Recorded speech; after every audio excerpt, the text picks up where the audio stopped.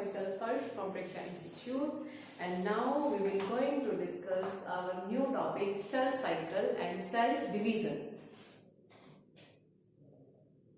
Cell cycle and cell division. So what is the cell cycle and cell division? Cell जब grow करता है, ठीक है, तो ग्रो करने के बाद वो डिवाइड होता है दो डॉटर सेल्स में, तो उसको बोलते हैं सेल डिवीजन।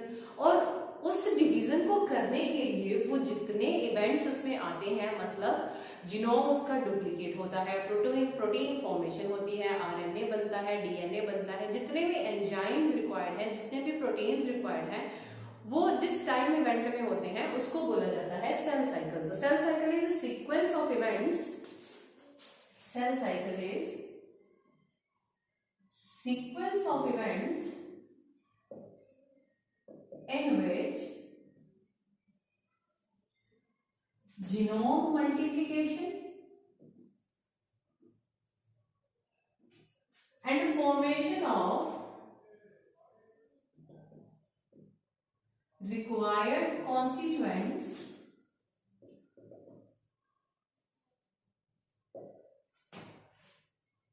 are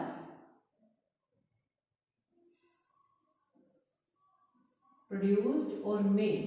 ठीक है, तो सेल साइकिल में ये पूरा सीक्वेंस चलता है, मतलब काफी सारे इवेंट्स आते हैं, जैसे जीनोम मल्टीप्लाई हो गया, ठीक है, प्रोटीन फॉर्मेशन हो गई, आरएनए फॉर्मेशन हो गई, जितने एंजाइम्स चाहिए, वो सारी एक्टिविटीज जिस ड्यूरेशन में होती है उस साइकिल को बोलते हैं सेल साइकिल। और सेल डिवीजन जब आपका सेल जो है वो क्या करता है, डिवाइड करता है। अब हर एक सेल के लिए ये जो सेल साइकिल का टाइम है ये क्या है, अलग अलग है। ठीक है, जैसे फॉर एग्जांपल हम ह्यूमन सेल की बात करें तो ह्यूमन सोमैटिक सेल, ठीक है, सोमैटिक सेल क्या होते हैं, जैसे स्किन सेल हो गया, नर्व सेल हो गया, वो चीजें। तो ह्यूमन सोमैटिक सेल डिवाइड करने के लिए लेता है 24 आवर्स। और अगर यीस्ट की बात करेंगे तो यीस्ट हमारी लेती है 90 मिनट एक सेल से दूसरा सेल बनने। क्लियर? तो this is cell cycle and cell division. Cell cycle मतलब सीक्वेंस ऑफ इवेंट्स होंगे बहुत सारे, जिसमें जीनोम मल्टीप्लिकेशन होता है, सिंथेसिस होती है प्रोटीन्स की, डीएनए फॉर्मेशन, डीएनए रेप्लिकेशन होता है, सिंथेसिस होती है प्रोटीन्स की, आरएनए फॉर्मेशन होता है। तो और जितने भी रिक्वायर्ड कॉन्स्टिट्यूएंट्स हैं उस सेल डिवीजन के लिए, वो सारे जिस में बनते हैं, उस प्रोसेस को बोला जाता है सेल साइकिल। अब हर एक ऑर्गेनिज्म के लिए सेल साइकिल की जो टाइम है वो क्या है, अलग अलग है। तो जैसे ह्यूमंस की बात करें तो ह्यूमन का सोमैटिक सेल जो है वो 24 आवर्स लेता है, और यीस्ट की अगर बात करें तो यीस्ट जो है 90 मिनट में सेल को क्या कर देती है, अपने सेल को डिवाइड कर देती है ना। ये जो सेल साइकिल है ना, ये दो स्टेजेस में डिवाइडेड है। Cell cycle is divided into 2 stages. तो 2 स्टेजेस आती हैं, interphase and M phase. M phase को माइटोटिक फेज भी बोल सकते हैं, एंड माइटोटिक फेज भी बोल सकते हैं, एंड मल्टीप्लिकेटिव फेज भी बोल सकते हैं। इंटरफेज को हम बोलते हैं प्रिपरेटरी फेज। तो आपने प्रिपरेटरी फेज बोलते हैं, इसको रेस्टिंग फेज भी बोला जाता है।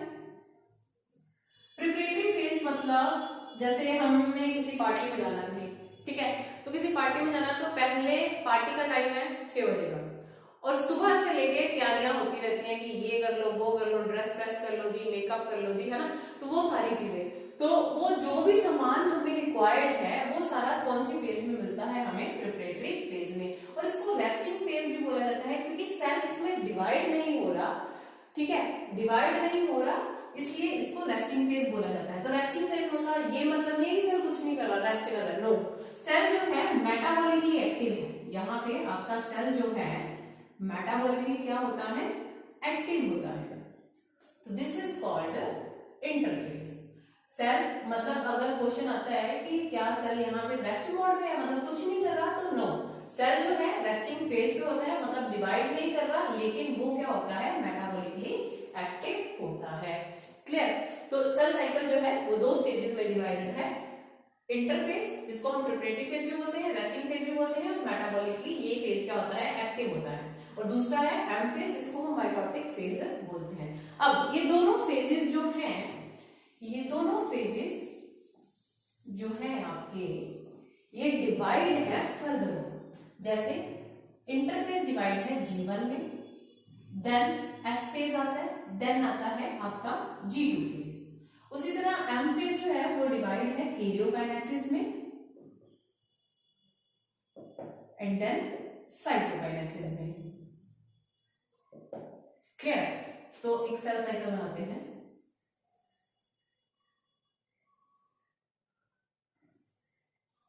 सेल साइकिल डिवाइड है दो स्टेजेस में। Interphase is the long one, एक लॉन्गर स्टेज है, लॉन्ग पीरियड के लिए होती है। एंड एम फेज जो है शॉर्ट लेंथ।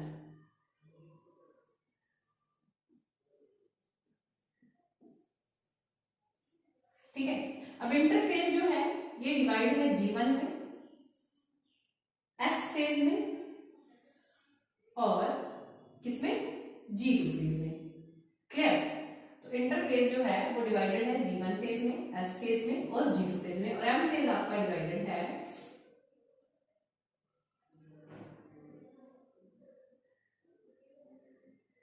साइटोकाइनेसिस। ठीक है, साइटोकाइनेसिस में डिवाइडेड है। इसके अलावा कैरियोकाइनेसिस में आपका जो M फेज है वो डिवाइडेड है। तो सबसे पहले हम G1 S फेज और G2 फेज करते हैं। G1 फेज का मतलब है ग्रोथ, फर्स्ट ग्रोथ फेज या gap one phase.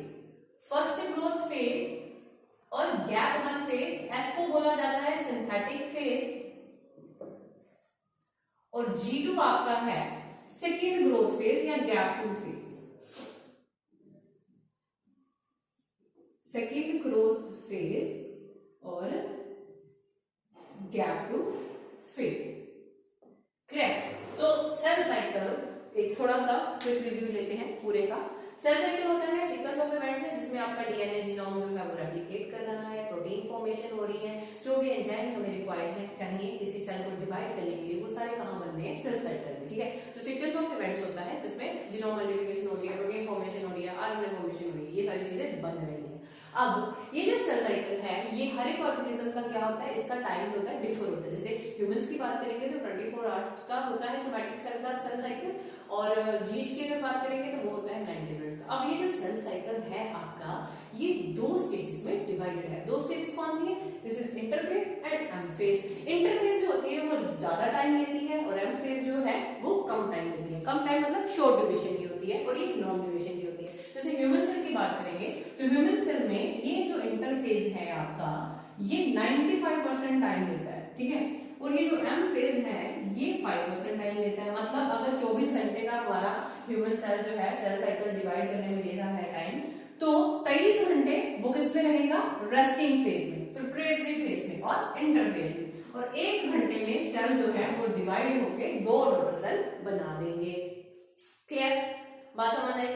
Now interphase जो है वो फर्दर डिवाइड है 3 फेजेस में। एक है G1 फेज, एक है S फेज और एक है G2 फेज।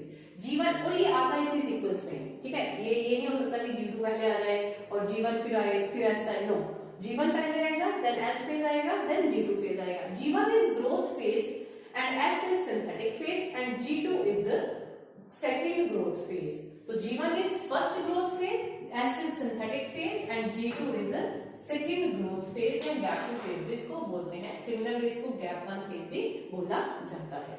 क्लियर? नाउ अब हम G1, S और G2 को डिटेल से करते हैं।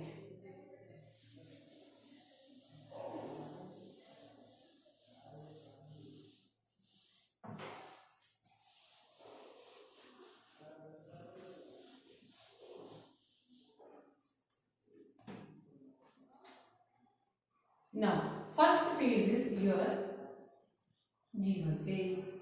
G1 phase में क्या होता है, सेल में जितने भी ATP चाहिए ठीक है, हमने बोला इस फेज में जो हमारा सेल होगा वो मेटाबॉलिकली बहुत ज्यादा क्या होगा, एक्टिव होगा। तो एटीपी फॉर्मेशन जितनी हो रही है वो कहाँ पे हो रही है, G1 फेज में। ठीक है, प्रोटीन फॉर्मेशन कुछ भी बनना है, कोई भी जो प्रोटीन रिक्वायर्ड है वो सारे के सारे किसमें बनेंगे, प्रोटीन फॉर्मेशन जो होगी वो किसमें होगी, G1 फेज में।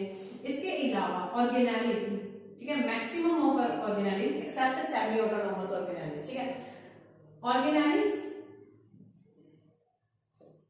डुप्लीकेट स्टार्टिंग हो जाती है इस स्टेज में। ठीक है, ऑर्गेनेलिज जो है वो डुप्लीकेट करना शुरू हो जाती है इसी स्टेज में। इसके अलावा आपके न्यूक्लियोटाइड फॉर्मेशन होनी है, तो वो सारी किस पे होगी, यहाँ पे। सेल ऑर्गेनेली डुप्लीकेट,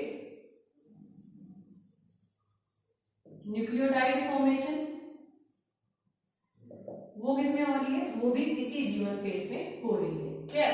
तो G1 फेज में जितने भी रिक्वायर्ड प्रोटीन्स हैं, जितने भी आपके न्यूक्लियोटाइड हैं, सेल ऑर्गेनेलीज हैं, अमीनो एसिड फॉर्मेशन है, वो सारा का सारा आपका किसमें जा रहा है, G1 फेज में सेल ने बनाना शुरू कर देना है।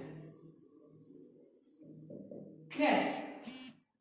और सेल आपका क्या होगा, यहाँ पे डिवीजन की ओर जाना शुरू हो जाएगा, मतलब सेल जो है वो अपने आप को प्रिपेयर करना शुरू हो जाएगा सेल डिवीजन के लिए।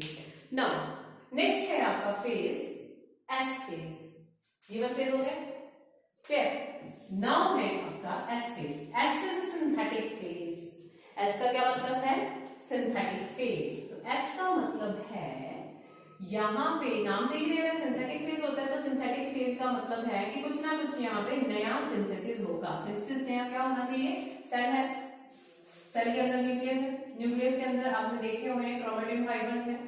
तो ये जो क्रोमेटिन फाइबर्स हैं इनकी क्या होती है, डबलिंग होती है, रेप्लिकेशन होती है। तो वो कहाँ पे हो रही है, एस फेज पे। ठीक है, रेप्लिकेशन ऑफ डीएनए जीनोम होता है आपका किसमें, एस फेज में। ठीक है, दूसरा क्रोमेटिन थ्रेड जो है वो डबलिंग कर देते हैं। ऑब्वियस सी बात है, रेप्लिकेशन हो रही है, तो ये जो सेल है ये क्या करेगा, इस तरह से इसके जो क्रोमेटिन है वो क्या हो जाएंगे, डबलिंग हो जाएगी, क्या हो जाएगी, डबलिंग हो जाएगी। लेकिन रहेगा ये डिप्लॉयड ही, 2n है तो 2n ही रहेगा।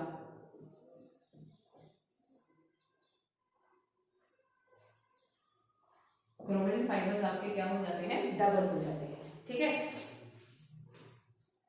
यहां क्रोमेटिन फाइबर सिंगल क्रोमेटिन के थे, तो यहां पे क्या है आपका 46 क्रोमोसोम्स हैं विद सिंगल क्रोमेटिन, और यहां पे 46 chromosome with double chromatin. Clear, getting my point, कि हुआ क्या, रेप्लिकेशन हुआ डीएनए का, और जो हमारा न्यूक्लियस था, सेल का न्यूक्लियस था, वो पहले सिंगल क्रोमेटिन थे, थ्रेड लाइक स्ट्रक्चर थे, वो क्या हो जाते हैं, डबल हो जाते हैं। लेकिन नंबर ऑफ क्रोमोसोम क्या है, सेम रहता है, नंबर ऑफ क्रोमोसोम क्या है, सेम रहता है। क्लियर, तो ये है आपका सिंथेटिकल फेज। क्लियर, समझ आ गई बात। यहां पे एक तो ये रेप्लिकेशन ऑफ डीएनए हो रहा है, क्रोमेटिन फाइबर डबल हो रहे हैं, सेंट्रियोल डुप्लीकेट, सेंट्रियोल भी दो बन जाते हैं, सेंट्रियोल डुप्लीकेट, सेंट्रियोल भी दो बन जाते हैं, और यहाँ पे हिस्टोन प्रोटीन भी बननी शुरू हो जाती है, histone protein synthesize. Histone protein कहाँ चाहिए होती है बेटा, ये चाहिए होती है डीएनए की पैकेजिंग में। ठीक है, तो डीएनए की पैकेजिंग में ये चाहिए होती है, वो भी किस फेज में बनती है, एस फेज में। तो एस फेज क्या है, सिंथेटिक फेज, मतलब कुछ नया बनेगा। नया क्या बनेगा, आपका डीएनए डुप्लीकेट करेगा, मतलब रेप्लिकेट करेगा, क्रोमेटिन फाइबर जो है वो भी डबल हो जाएंगे, सेंट्रियोल आपका डबल हो जाएगा, और हिस्टोन प्रोटीन्स यहाँ पे बन जाएंगे। तो this is synthetic phase. Clear, next phase है आपका G2 फेज। नेक्स्ट फेज है आपका G2 फेज।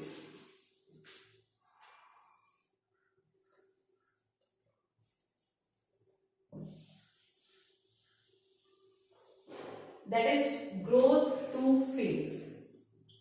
अब G2 फेज की अगर बात करें तो G2 phase is growth 2 phase. तो जो प्रोटीन्स G1 फेज में बनने शुरू हुए थे, जो एटीपी फॉर्मेशन G1 फेज में बननी शुरू हुई थी, ठीक है, इसको हम प्री माइटोटिक फेज भी बोलते हैं। हमारा जीवन जो था, अगर आपने सेल साइकिल आपके दिमाग में उसका स्ट्रक्चर बैठ गया हो, तो ये देखिए भाई, ये हमारा था माइटोटिक फेज, और ये हमारा था G1, और ये हमारा था S फेज, और ये था हमारा G2 फेज। तो M फेज से बाद में आ रहा है G1, तो इसको हम पोस्ट माइटोटिक फेज बोल सकते हैं। क्लियर? G2 M से पहले आ रहा है, तो इसको हम प्री माइटोटिक फेज बोल सकते हैं। क्लियर? तो इसको हम प्री माइटोटिक फेज भी बोलते हैं, और जीवन की अगर बात करें तो उसको हम पोस्ट माइटोटिक फेज भी बोलते हैं। क्लियर? अब G2 में मैंने बोला था जीवन में maximum of cells organelle duplicate हो जाती है, साथ ही साथ सेमी ऑटोनोमस ऑर्गेनेलीज जो हैं वो यहाँ पे अपने आप को क्या करती हैं, डुप्लीकेट करती हैं। तो यहाँ पे semi organelles, semi autonomous organelles कौन कौन सी लगी हुई है आपकी? Mitochondria, chloroplast, Golgi bodies,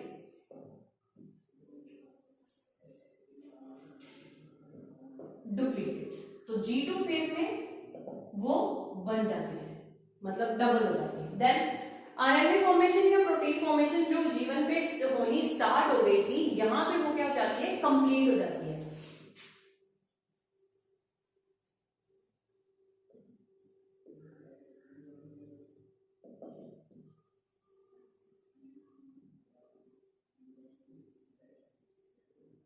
completes here. Clear? तो यहां पे ट्यूबुलिन सिंथेसिस, ट्यूबुलिन सिंथेसिस भी आपका यहां पे होना शुरू हो जाता है।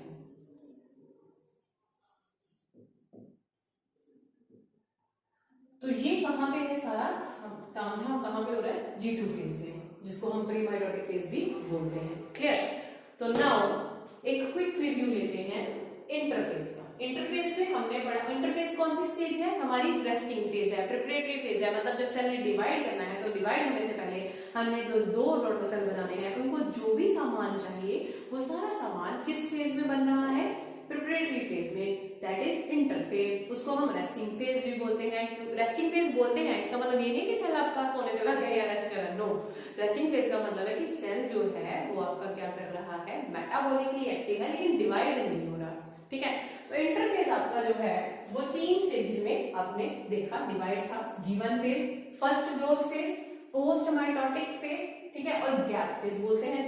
Then S phase, synthetic phase, and then आपका G2 फेज। अब G1 फेज की बात करेंगे तो जो भी आरएनए हमें चाहिए, जो भी प्रोटीन हमें चाहिए, जितनी भी एटीपी एनर्जी हमें चाहिए, वो सारे जितने भी सेल ऑर्गेनेलिज होते हैं सेल के, सेमी ऑटोनोमस सेल ऑर्गेनेलिज को छोड़ के, वो सारे के सारे जो हैं इस G1 फेज में अपने आप को डुप्लीकेट करना शुरू कर देते हैं। एटीपी फॉर्मेशन यहाँ हो रही है, आरएनए फॉर्मेशन यहाँ हो रही है, अमाइनो एसिड यहाँ बन रहे हैं, प्रोटीन फॉर्मेशन यहाँ हो रही है G1 फेज में। Clear? Now second phase, cell जो है देन आपका सेकेंड फेज में एंटर करता है, दैट इज सिंथेटिक फेज। अब सिंथेटिक फेज में क्या होगा? आपका डीएनए डुप्लीकेट होगा, that is replication of DNA. कहाँ हो रही है? सिंथेटिक फेज में हो रही है।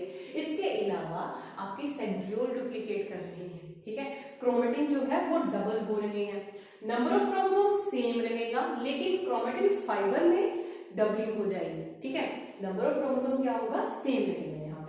ये सारा कुछ कहां पे हो रहा है? सिंथेटिक फेज में हो रहा है। देन सेल एंटर करता है G2 फेज में। G2 फेज को हम प्री माइटोटिक फेज भी बोलते हैं, ठीक है, गैप टू फेज भी बोलते हैं, सेकंड ग्रोथ फेज भी हम इसको बोलते हैं। नाउ प्री माइटोटिक फेज में, मतलब G2 फेज में हो क्या रहा है? जो काम G1 फेज में शुरू हुआ था, आरएनए बनने शुरू हुए थे, प्रोटीन बनने शुरू हुए थे, वो सारे के सारे यहाँ पे आके कंप्लीट हो जाते हैं। क्लियर? यहाँ पे आके क्या हो जाते हैं? कंप्लीट हो जाते हैं। ट्यूबुलिन आपका यहाँ बनना शुरू हो जाता है, ठीक है, और जितने भी सेमी ऑटोनोमस ऑर्गेनेलिज थे वो यहाँ पे क्या कर जाते हैं? डुप्लीकेसी वो भी शो कर देते हैं। तो this was your G1, S and G2 phase. इतना समझ आया? ठीक है, सो बाकी नेक्स्ट फेज जो है दैट इज M फेज, वो हम अपने नेक्स्ट वीडियो में करेंगे। तब तक आप इसको रिवाइज करेंगे, तभी आपको नेक्स्ट वीडियो समझ आ जाएगी। ओके जी, थैंक यू स्टूडेंट्स।